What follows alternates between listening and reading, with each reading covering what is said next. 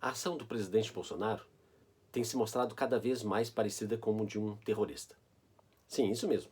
Não é? Quer dizer, o seu comportamento, não é? Ele não apenas não reconhece a legitimidade das outras instituições da República, como o Judiciário e o Congresso, não é? Mas ele tem insistentemente desprezado os efeitos da doença e desdenhado do sofrimento das famílias e da população brasileira como um todo.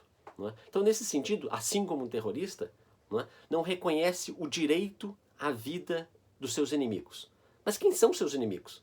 Não é? Essa sua ação, ele faz com que toda a população brasileira seja identificada como seus inimigos. Afinal de contas, a doença Covid-19 não escolhe quem vai falecer. Não é? Quem são, independe da classe, independe da cor, independe do que pensam essas pessoas, não é? Atinge a todos indistintamente. Não é? Algumas pessoas ficam pensando, bom, mas ele dispõe ainda de apoiadores. Os terroristas também. Não é? Basta lembrar no atentado das Torres Gêmeas, que mataram 3 mil pessoas, né? E hoje essa doença, em um mês, já matou 3 vezes mais, somente no Brasil. Né? Aqueles terroristas também tinham seus apoiadores, espalhados por todo o mundo. Não é? Então isso não pode nos inibir, não é? Quanto à convicção de que uma pessoa assim, à frente de um governo, de um país, de qualquer país, não tem ou já perdeu toda a legitimidade para continuar. Não é? E a forma... nós temos, evidentemente, maneiras constitucionais para fazer e promover o afastamento de uma pessoa assim. Não é? É incompreensível, evidente, não é?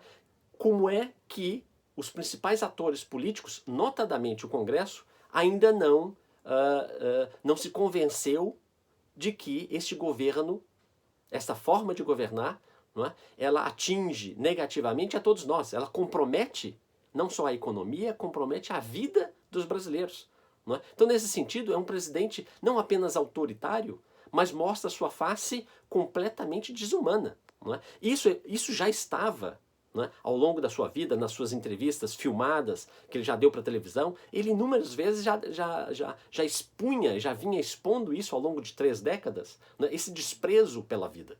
Não é? Mas uma vez na presidência, não é? Ele tem feito não outra coisa senão reforçado esse seu desprezo. Não é? Então, nesse sentido, é chegada a hora, na verdade está passando da hora, de que esse presidente, ou de que as instituições tomem providências para que ele não continue à frente do governo brasileiro.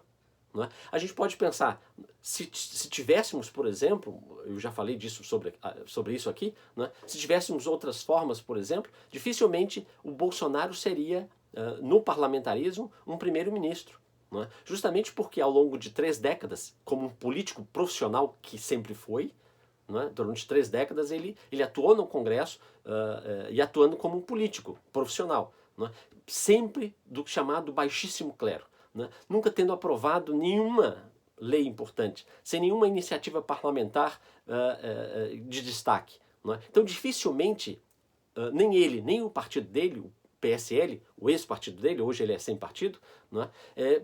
Poderia conduzir o governo. Afinal de contas, nas últimas eleições, em 2018, o partido dele, o PSL, elegeu 52 deputados. Hoje está com 41 deputados. Né? O PT, por exemplo, elegeu 56 deputados. Né? Então, nesse sentido, no parlamentarismo, uma carreira como a do Bolsonaro, dificilmente, mas muito dificilmente, seria uma trajetória política que conduziria à liderança do governo, por exemplo. Né? Então, nesse sentido, é um momento também, né, para que o Brasil reflita, né, que alternativas podem ser adotadas para evitar que pessoas e personalidades como essas, não é, assumam o governo, prejudicando a vida de todos, ainda que ele fale, não é, e encante, não é, uma pequena minoria da população brasileira. Não é? Então não faz sentido esperar que tenha uma unanimidade, isso nunca vai acontecer. No impeachment do presidente Collor também não havia unanimidade. No impeachment da presidente Dilma, tampouco. Não é? Então, nesse sentido, quando há identificação, não é? E quando há indícios evidências concretas de crimes cometidos de toda a natureza, mas ainda agora acrescido de atos de desumanidade explícito, não é? É preciso que as instituições e a população brasileira reaja de alguma maneira, né, para convencer os deputados, né, na forma da lei, evidentemente, dentro da Constituição, para que a Constituição seja aplicada. Afinal de contas, não se quer outra coisa a não ser, né, que a Constituição seja respeitada. Né? O desrespeito é justamente a afronta à Constituição, é não aceitar o processo de impeachment, para que seja, e ele não é automático, há uma discussão, há apresentação de provas, há o contraditório.